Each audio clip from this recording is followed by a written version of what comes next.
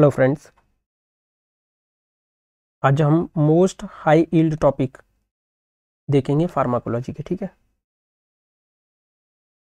Test and discussion जैसा session होगा। ठीक है, बट मोस्टली सारे क्वेश्चंस हम डिस्कस कर लेंगे। This is about the pharmacology.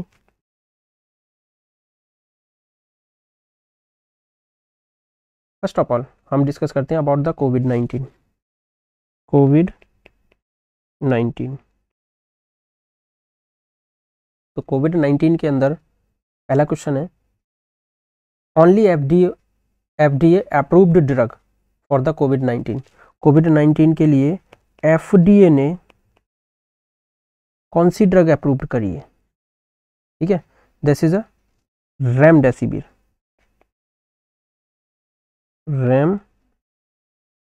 Remdesivir. अब देखिए, एफडीए ने तो अप्रूव किया रेमडेसिविर को, लेकिन डिसअप्रूव किसने किया? डब्ल्यूएचओ ने इसको अप्रूव नहीं किया। ठीक है, डब्ल्यूएचओ डज नॉट अप्रूव्ड।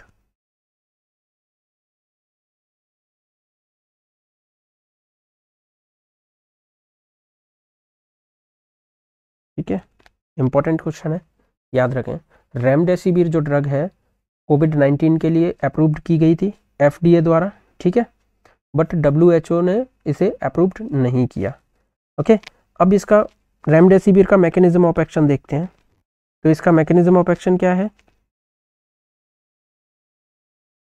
क्या करता है ये? RNA dependent RNA polymerase inhibitor है। क्या है? RNA dependent RNA polymerase inhibitor.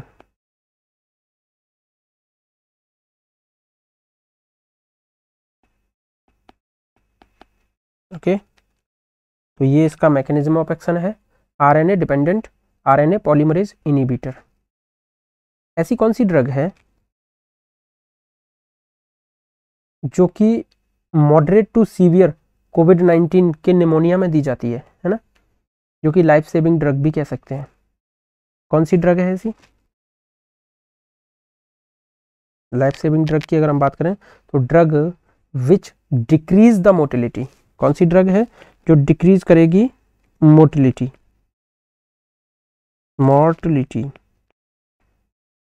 Motility को कौन सी ड्रग डिक्रीज करेगी कोविड-19 के केस में?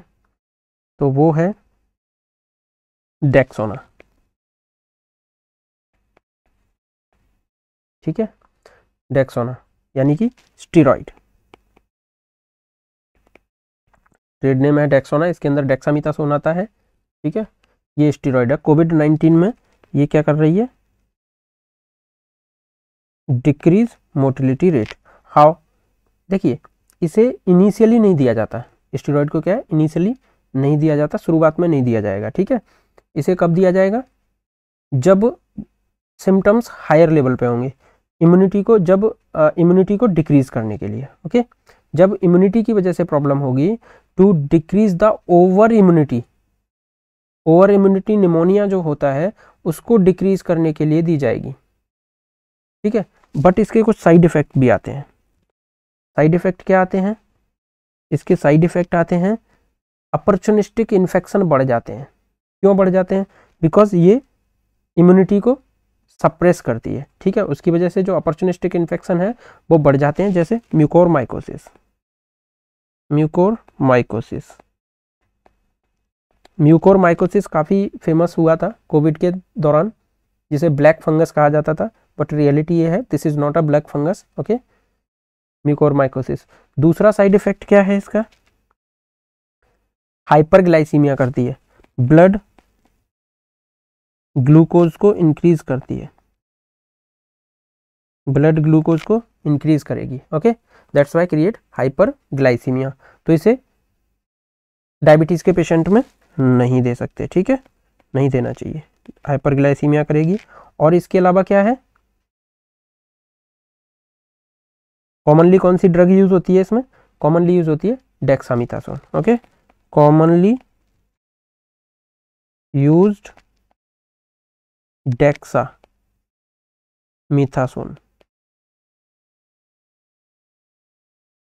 डेक्सामिथासोन जो ड्रग है वो कॉमनली यूज की जाती है। अब देखिए, drug structurally same to the glucose, ऐसी कौन सी ड्रग है जो स्ट्रक्चरली ग्लूकोज के सिमिलर है, act by inhibiting the glucose and it got by a emergency use of authorization. ठीक है, ऐसी कौन सी ड्रग है जिसका स्ट्रक्चर एकदम ग्लूकोज के सेम होता है, समान होता है, और साथ ही साथ इसे अप्रूव्ड किया गया है इमरजेंसी यूज ऑफ ऑथराइजेशन के द्वारा bye the DCGI, drug control general of India के द्वारा। ठीक है, और ये कोविड-19 में यूज होती है। तो ये ड्रग का नाम क्या है? इस ड्रग का नाम है 2DG। क्या है? 2DG। ओके, 2DG ड्रग है। ठीक है, ये एनालॉग होती है ग्लूकोज की। क्या है ये? These are the analogue. ठीक है, analogue of glucose mean similar as a glucose, glucose की तरह होती हैं। ठीक है, ये क्या करती हैं? ये इनिबिट करती हैं ग्लाइकोलाइसिस को, और जब ग्लाइकोलाइसिस इनिबिट हो जाएगी तो क्या होगा? उससे क्या होगा? ATP कम हो जाएगा, और जिससे जो वायरस है, ठीक है, कोविड-19, वो वायरस क्या करेगा?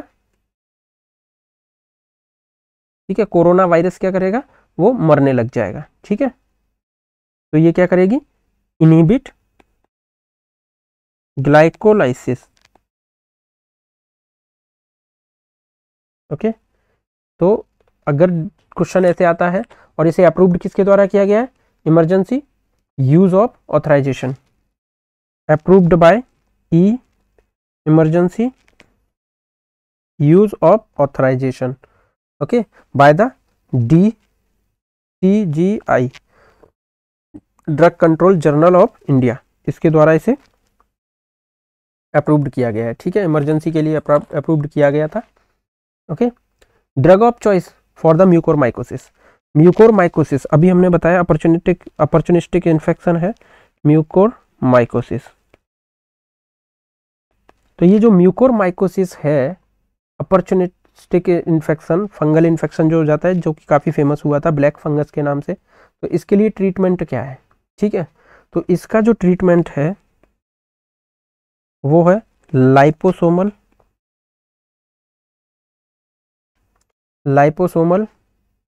एम्फोटेरासिन बी।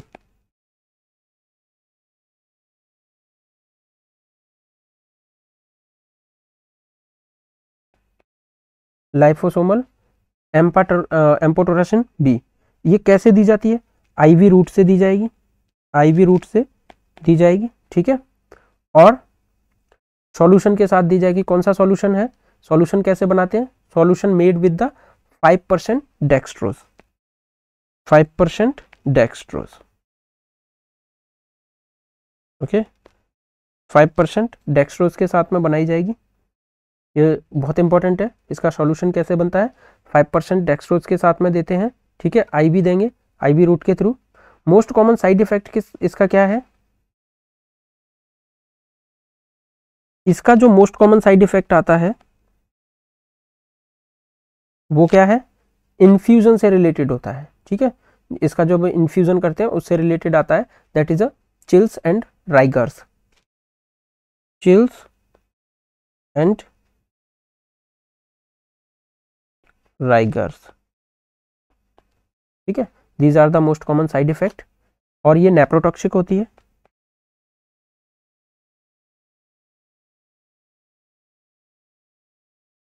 ठीक है, नेफ्रोटॉक्सिक भी होती है, और ये जो है ये फंगोसीडल है।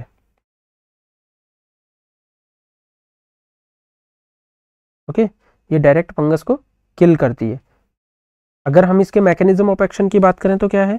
एम्फोटेरासिन बी, लाइसोसोमल एम्फोटेरासिन बी जो है, मैकेनिज्म ऑफ एक्शन इसका क्या होगा? ये बाइंड करती है इर्गोस्ट्रॉल के साथ में। क्या करेगी? Bind to इर्गोस्ट्रॉल।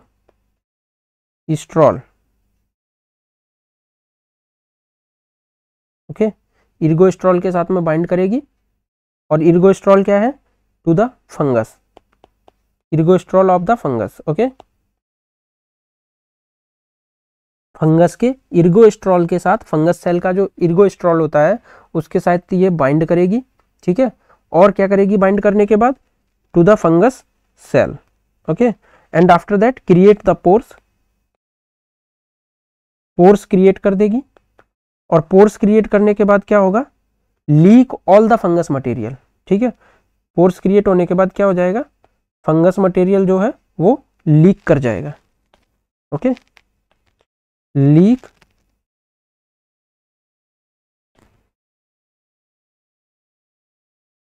All fungal material,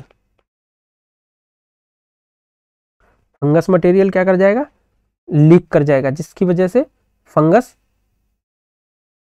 and kill the fungus, और फंगस को किल कर देगी, and kill the fungus, okay. इसके बाद क्वेश्चन पूछा जाता है कि ओरल फंगोसीडल ड्रग कौन सी है। देखिए अभी हमने ये आईवी रूट से दी है, एम्फोटेरासिन बी, लाइसोसोमल एम्फोटेरासिन बी हमने आईवी रूट से दिया विद द 5% डेक्सट्रोज, ठीक है, जिसके साइड इफेक्ट आते हैं, इन्फ्यूजन रिलेटेड साइड इफेक्ट है, चिल्स एंड राइगर्स, नेप्रोटॉक्सिक होती है और फंगोसीडल होती है, ठीक है। मैकेनिज्म ऑफ एक्शन की बात करें तो ये बाइंड करती है to the ergosterol of the fungus cells, ठीक है, और पोर्स क्रिएट कर देती है, जिससे जो फंगस का मटेरियल होता है, जेनेटिक मटेरियल या फंगस का जो मटेरियल होता है, ठीक है, वो लीक हो जाता है फ्रॉम द, और इस लीक होने के बाद फंगस को इस तरीके से ये किल करती है, ओके। ओरल फंगोसीडल ड्रग कौन सी है, next question is oral fungicidal drug, ठीक है। तो ओरल फंगोसीडल ड्रग कौन सी है, दैट इज टर्बिनाफिन।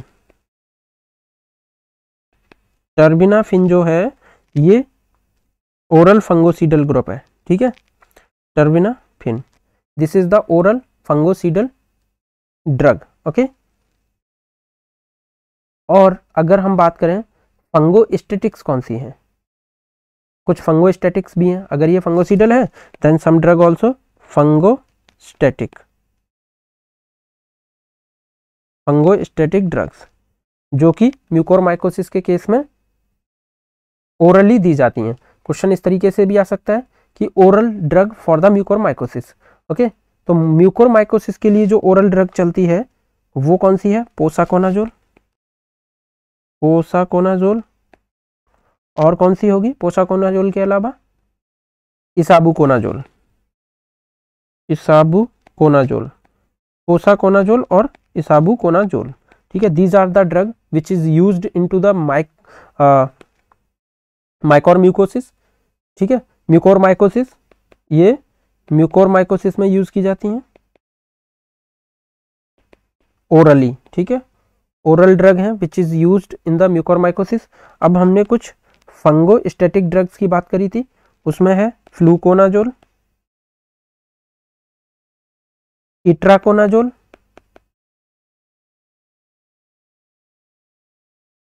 ओके, और posaconazole, isavuconazole, also the drug which is fungistatics but also used into the mucormycosis oral drug, okay।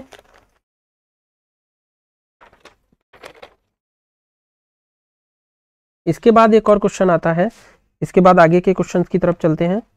General pharmacology के कुछ questions हैं। अगर हम बात करें salbutamol acting via beta 2 receptor, okay, एक ड्रग है, फॉर एग्जांपल हमने साल्बुटामोल को लिया, ये एक्ट करती है via beta 2 receptor, okay, beta 2 receptor, और क्या करेगी ये, bronchodilation, bronchodilation, okay. इसीलिए इसको कहाँ यूज करते हैं, अस्थमा में, ठीक है। एंड ल्यूकोट्रिन्स, एक होता है ल्यूकोट्रिन्स, ठीक है। अब ये ल्यूकोट्रिन्स क्या करते हैं, एक्ट थ्रू द, ये एक्ट करते हैं वाया सिस एलटी रिसेप्टर्स, ओके, सिस एलटी ल्यूकोट्रिन्स रिसेप्टर, ये सिस एलटी रिसेप्टर के द्वारा एक्ट करेंगे, और ये क्या करते हैं, ब्रोंको डायलेशन। ठीक, तो यहां पे देखिए क्वेश्चन इस तरीके से आएगा कि एक ड्रग ने ब्रोंको कॉन्स्ट्रिक्शन किया, ठीक है, बाया बीटा 2 रिसेप्टर, एंड दूसरी ड्रग ने ब्रोंको कॉन्स्ट्रिक्शन किया वाया डिफरेंट रिसेप्टर। ओके, तो ये कौन से टाइप का एंटागोनिज्म है? तो कौन से टाइप का एंटागोनिज्म होगा? This is the physiological antagonism. Physio, answer इसका इस तरीके से होगा, physiological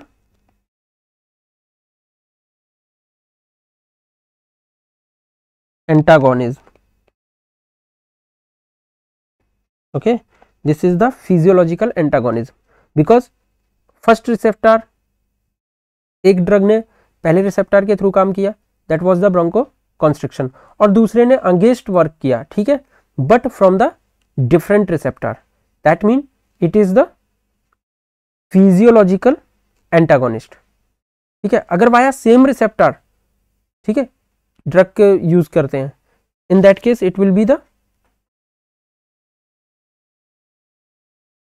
pharmacological antagonism. Okay, next question है,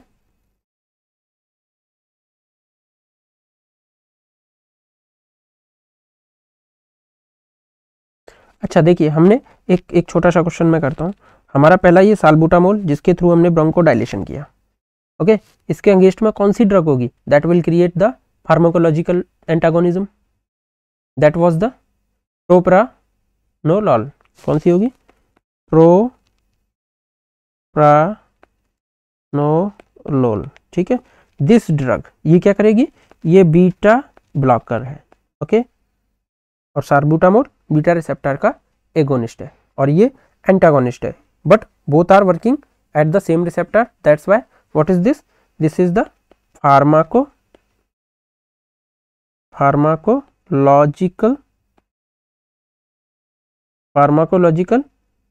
एंटागोनिज्म। ओके, अब देखिए एक न्यू ड्रग है जो कि इंट्रोड्यूस की गई है ना, तो क्वेश्चन ऐसे आता है, new drug introduce in the market after which phase of the clinical trial. ठीक है, न्यू ड्रग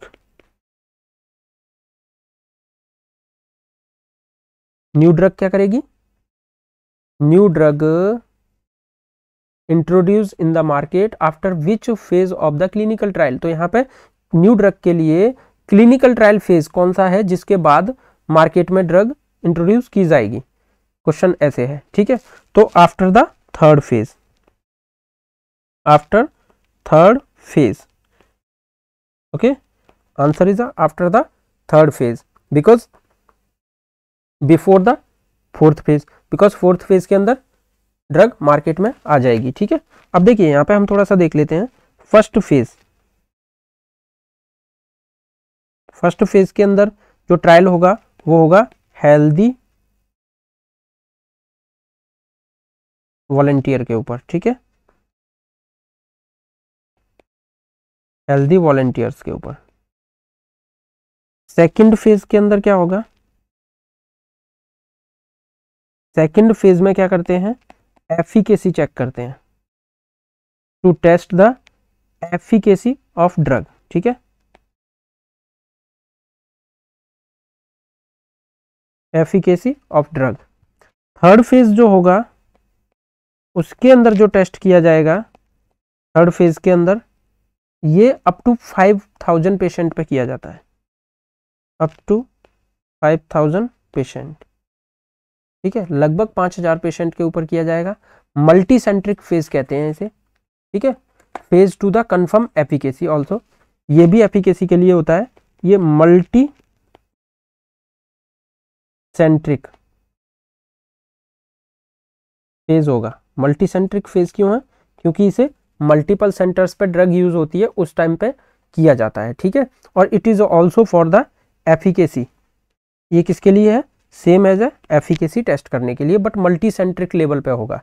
ठीक है, इसके अंदर अगर सेकंड फेज की बात करें तो इसके अंदर अराउंड 100 से लेके 200 पीपल्स के ऊपर किया जाएगा, बट थर्ड फेज के अंदर up to 5000 patient will use, ठीक है, अप टू 5000 पेशेंट के ऊपर किया जाएगा ये, और मल्टी सेंट्रिक फेज होगा to confirm the efficacy also. ठीक, फोर्थ फेज की अगर बात करें तो फोर्थ फेज के अंदर क्या होगा, ये पोस्ट मार्केटिंग फेज होता है। इसमें क्या होती है, पोस्ट मार्केटिंग स्टडी, ये मार्केट में जाने के बाद होगा, ठीक है, पोस्ट मार्केटिंग स्टडीज होती हैं इस पे।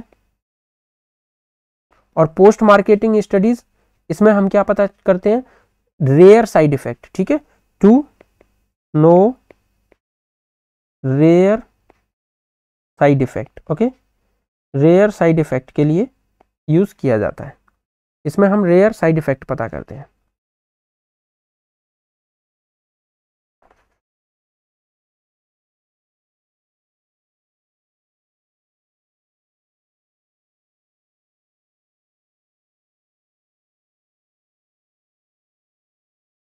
नेक्स्ट है थेराप्यूटिक इंडेक्स मॉनिटरिंग, ठीक है, therapeutic index monitor, TIM, okay, therapeutic drug monitoring. Next है therapeutic drug monitoring, okay, that is a TDM, okay, TDM, therapeutic drug monitoring. तो देखिए, therapeutic drug monitoring is done for drugs, किसके साथ use की जाएगी, therapeutic index क्यों use करते हैं, ठीक है, थेराप्यूटिक TDM और TI, थेराप्यूटिक इंडेक्स और थेराप्यूटिक ड्रग मॉनिटरिंग कब करेंगे। तो इसका आंसर है कि हम थेराप्यूटिक इंडेक्स की जो मॉनिटरिंग करेंगे वो नैरो थेराप्यूटिक इंडेक्स वाले में करेंगे। कब करेंगे, नैरो थेराप्यूटिक इंडेक्स,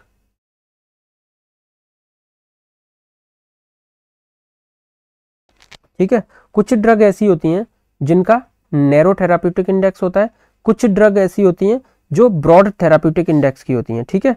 यहाँ पे हम TDM की बात कर रहे हैं। देखिए, सबसे पहले थेराप्यूटिक इंडेक्स क्यों करेंगे हम, for the margin of safety. यहाँ पे हम सेफ्टी देखते हैं, टू चेक या टू टेस्ट द सेफ्टी, ठीक है, सेफ्टी को चेक करने के लिए हम लोग करेंगे। अगर हम TDM की बात करें तो क्यों करेंगे, to check by the plasma concentration for unsafe, ठीक है। TDM क्या करेंगे, to know about unsafe side, okay, unsafe side जानने के लिए TDM करेंगे और सेफ्टी साइड जानने के लिए थेराप्यूटिक इंडेक्स करेंगे, कंप्लीट। और किन ड्रग्स की करेंगे, जिनके नैरो थेराप्यूटिक इंडेक्स हैं। थेराप्यूटिक इंडेक्स किस टाइप के होते हैं, 2 टाइप के होते हैं। TI जो होंगे वो 2 टाइप के होंगे, ठीक है। नंबर फर्स्ट नैरो और number second broad TI, okay, और नैरो TI, 2 तरीके के थेराप्यूटिक इंडेक्स हैं। अब हम कुछ ऐसी ड्रग जानेंगे जिनके नैरो थेराप्यूटिक इंडेक्स हैं, ठीक है। नैरो थेराप्यूटिक इंडेक्स के लिए हमें क्या याद करना होगा, सिंपल सी कुछ ड्रग्स हैं जो याद करनी है, ठीक है। नंबर फर्स्ट आती है लिथियम,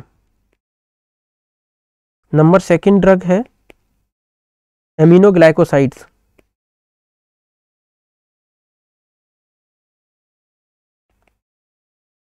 ठीक है। एमिनोग्लाइकोसाइड्स में जैसे जेंटामाइसिन, स्ट्रेप्टोमाइसिन, और उसके अलावा कुछ हैं anti epileptic drugs. For example anti epileptic drugs, anti epileptic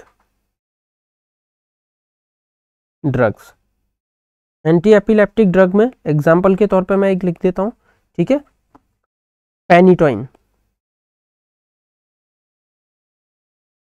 these are the narrow therapeutic index containing drug, ठीक है। इनका जो थेराप्यूटिक इंडेक्स है वो बहुत कम है। नैरो थेराप्यूटिक इंडेक्स का मतलब है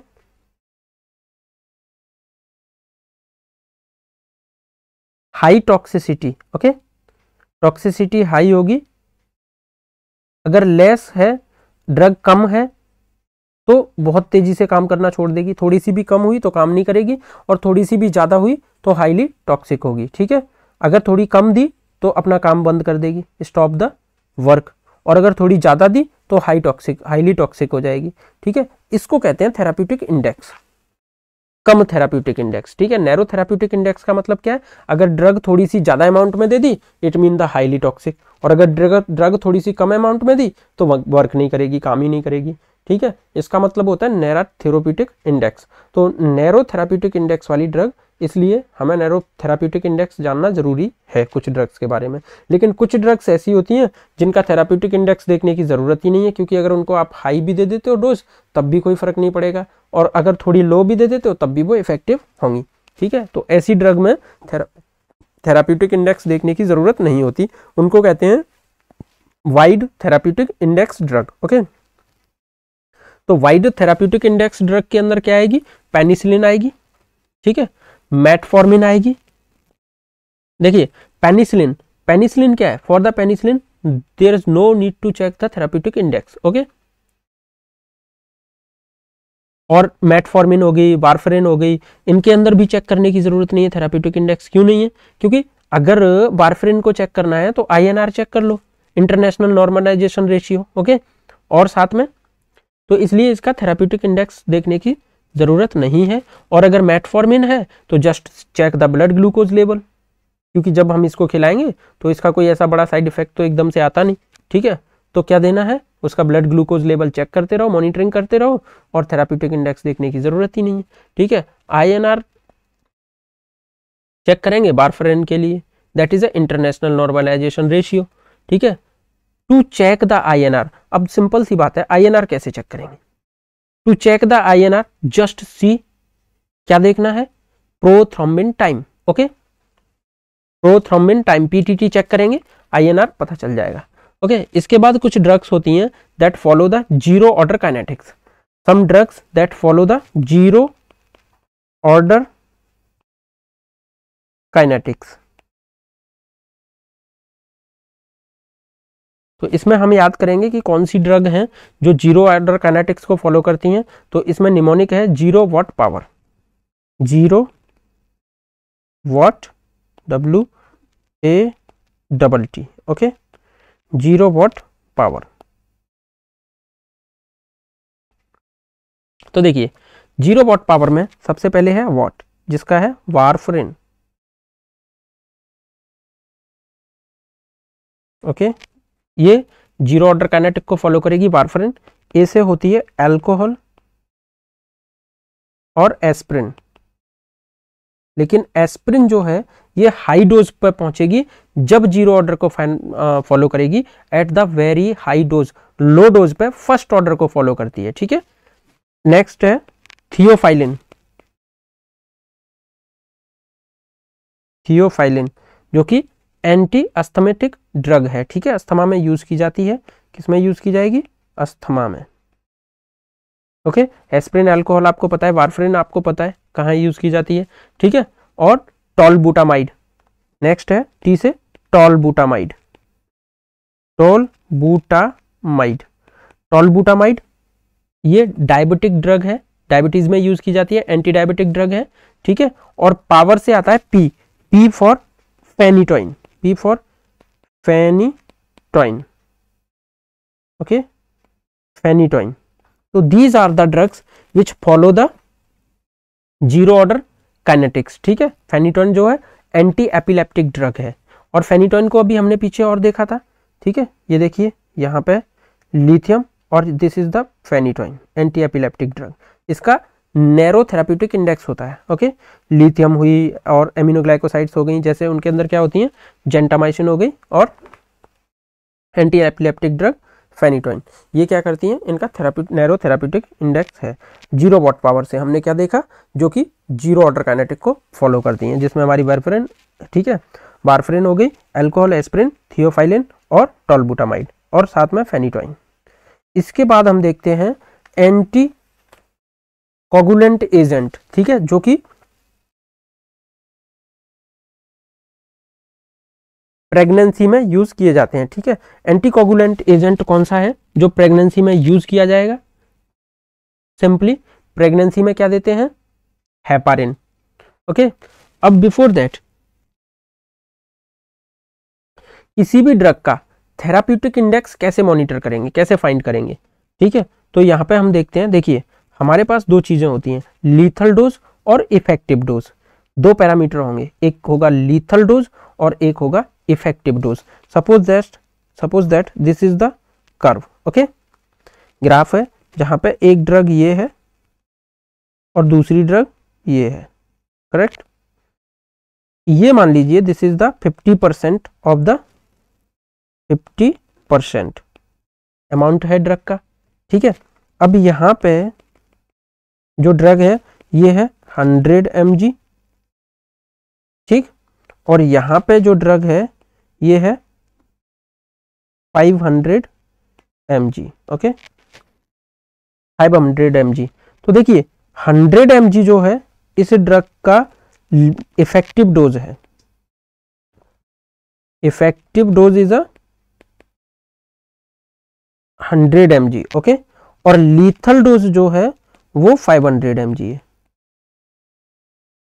lethal dose, okay, lethal dose only L होता है, ठीक है, लीथल डोज। अब अपने पास दोनों ही चीजें आ गई, लीथल डोज भी आ गई और लीथल डोज के साथ साथ क्या आ गया हमारे पास लीथल डोज भी आ गई प्लस इफेक्टिव डोज भी आ गई। तो देखिए हमारा फॉर्मूला क्या था थेराप्यूटिक इंडेक्स जानने के लिए, लीथल डोज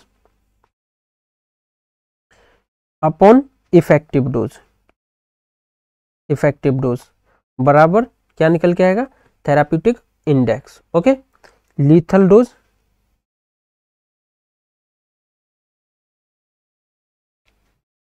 अब देखिए यहां पे हमारे पास लीथल डोज कितनी है, लीथल डोज है हमारे पास 500, ओके। चलो सिंपल बना देते हैं इसको, 500 की जगह 400 ले लेते हैं, ओके, इजीली हो जाएगा। लीथल डोज कितनी है 400 mg, ओके, तो लीथल डोज हो गई 400 mg और इफेक्टिव डोज हो गई 100। अब इसको डिवाइड कर देना है 100 से 400 को, तो कितना आएगा 4, और ये 4 क्या हुआ, therapeutic index, 4 is a therapeutic index. तो वेरी सिंपल, ठीक है, आप आराम से थेराप्यूटिक इंडेक्स निकाल सकते हो। This is the way to calculate the therapeutic index. अपने पास दो चीजें होनी चाहिए, दो पैरामीटर होने चाहिए, इफेक्टिव डोज और lethal dose of the drug, ठीक है। एक ड्रग का थेराप्यूटिक इंडेक्स कैसे निकालते हैं, उस सेम ड्रग का हमें इफेक्टिव डोज चाहिए और उसी सेम ड्रग का हमको लीथल डोज चाहिए। अब इफेक्टिव डोज से लीथल डोज को डिवाइड कर देंगे, जो भी आता है that is a therapeutic index, okay, that is a therapeutic index. अब मान लीजिए कि लीथल डोज 90 आती है, ओके, और इफेक्टिव डोज भी 90 आती है। इसका मतलब क्या है, इसका मतलब ये है कि यहाँ पे 90% लोग के अंदर टॉक्सिसिटी हुई, लीथल डोज है, मर गए, डेथ हुई, ठीक है, और यहाँ पे 90% लोग ठीक हुए, ठीक है, ये इफेक्टिव डोज है। 90% लोगों पे इसने इफेक्टिव डोज मतलब इफेक्टिवली वर्क किया, ठीक है। तो लीथल डोज और इफेक्टिव डोज, दो डोज हमारे पास होनी चाहिए, ठीक है। इसके बाद क्या आता है, अल्फा एड्रीनोरिसेप्टर ब्लॉकिंग ड्रग्स, ठीक है, कौन सी होती हैं, अल्फा एड्रीनोरिसेप्टर ब्लॉकिंग ड्रग, ठीक है, ये सिम्टोमेटिक ट्रीटमेंट के लिए यूज होती है, बीपीएच के लिए। कौन सी ड्रग है, बीपीएच, बिनाइन हाइपरप्लेजिया के अंदर सिम्टोमेटिक ट्रीटमेंट के लिए यूज होगी। सिम्टम्स क्या आते हैं बिनाइन हाइपरप्लेजिया के अंदर, क्या सिम्टम्स आएंगे, तो सिम्टम्स आते हैं यूरिनेशन पास नहीं होता, ठीक है, क्योंकि जो बिनाइन हाइपरप्लेजिया है एक्चुअली जो प्रोस्टेट ग्लैंड होती है वो यूरेथ्रा के चारों तरफ लगी होती है, ठीक है, चारों तरफ लिपटी हुई होती है। तो जब यूरेथ्रा में स्वेलिंग आ जाती है, हाइपरप्लेजिया हो जाता है ना, हाइपरप्लेजिया होता है ना, नंबर ऑफ सेल्स भी बढ़ जाते हैं और यूरेथ्रा जो है यूरेथ्रा कंप्रेस हो जाएगा by the prostate gland. In that case urination को पास करने में प्रॉब्लम आती है। ठीक है, तो हमें यूरिनेशन पास कराना होता है और उसमें सिम्टोमेटिक ड्रग देते हैं हम, तो वो होती है अल्फा एड्रीनो रिसेप्टर ब्लॉकर। कौन सी ड्रग देंगे? Alpha Adreno receptor blocker. ठीक है, तो अल्फा एड्रीनो रिसेप्टर ब्लॉकर देंगे इसमें। अब ये जो अल्फा एड्रीनो रिसेप्टर ब्लॉकर है ये क्या करेगी? ये डायलेट कर देगी यूरेथ्रा को, जिससे इजीली यूरिनेशन पास हो पाएगा, यूरिन पास हो पाएगा। इसमें कौन सी ड्रग है? टैमसिलोसिन। कौन सी ड्रग देते हैं? टैमसिलोसिन। अब क्वेश्चन ये है कि टैमसिलोसिन ही क्यों? अपने पास तो पैराजोसिन, टेराजोसिन, डेक्साजोसिन बहुत सारी है ना, लेकिन हमने टैमसिलोसिन ही क्यों दी? बिकॉज टैमसिलोसिन जो ड्रग है ये अल्फा ए रिसेप्टर को ब्लॉक करेगी। It is a selective alpha Adreno receptor blocker. Okay, और बाकी की जो टेराजोसिन, प्रोराजोसिन, टेक्साजोसिन ये सब जो ड्रग हैं वो alpha A and alpha B दोनों को ब्लॉक करती हैं। और जब टेराजोसिन, पैराजोसिन ये सब ड्रग दोनों रिसेप्टर को ब्लॉक करती हैं, अल्फा ए और अल्फा बी को, इन दैट केस वो क्या क्रिएट करती हैं? Postural hypertension, sorry postural hypotension. Okay, क्या क्रिएट करेंगी? Postural hypotension. बट अगर हम टैमसिलोसिन की बात करें तो ये ड्रग जो है ओनली अल्फा ए रिसेप्टर के लिए सिलेक्टिवली इसको ब्लॉक करती है। That's why it does not cause postural hypotension. ये पोस्चरल हाइपोटेंशन कॉज नहीं करती, इसलिए this is the best drug for the symptomatic relief in case of BPH. But now there is a question, if this is the symptomatic drug, then what is the drug which is the actual treatment for the BPH in case of BPH? Okay, तो BPH के case में यहाँ पे क्या होगा? Treatment जो होगा वो कौन सी होगी? फिनास्ट्रिड। एक्चुअल ट्रीटमेंट के लिए जो यूज होती है that is a finasteride, finasteride. Okay, finasteride drug use होती है। और ये फिनास्ट्राइड क्या होती है? ये अल्फा रिडक्टेज ब्लॉकर होती है। 5 अल्फा रिडक्टेज ब्लॉकर। किस एंजाइम को ब्लॉक करेगी? 5 अल्फा रिडक्टेज।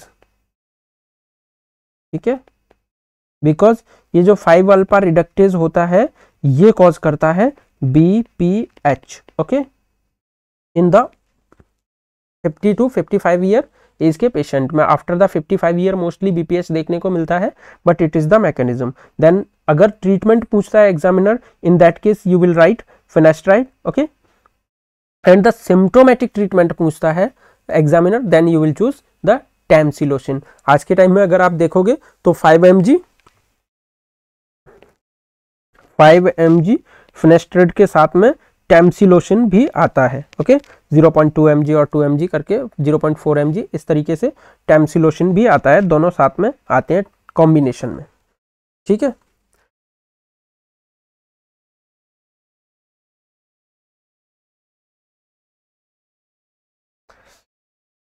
एक क्वेश्चन आता है फिनाइल नेफ्रिन के बारे में।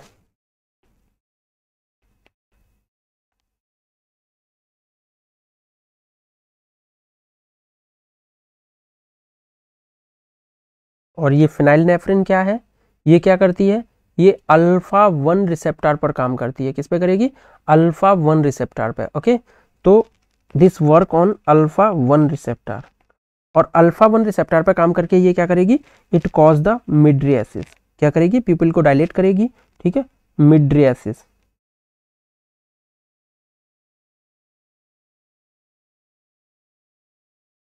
अब आप कहोगे कि मिड्रियासिस तो बहुत सारी ड्रग करती हैं, तो इसमें क्या खास बात है ना?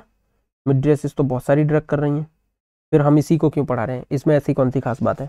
Because this drug cause only the mydriasis, there is no cycloplegic effect. इसमें साइक्लोप्लेजिक इफेक्ट नहीं आता, ओनली मिड्रियासिस कॉज करेगी। ठीक है, other a lot of drugs are available, atropine, homatropine. ठीक है, तो वो सारी ड्रग क्या करती हैं? वो साइक्लोप्लेजिक ड्रग हैं, मिड्रियासिस भी करेंगी, साथ ही साथ क्या करेंगी? साइक्लोप्लेजिक ड्रग हैं।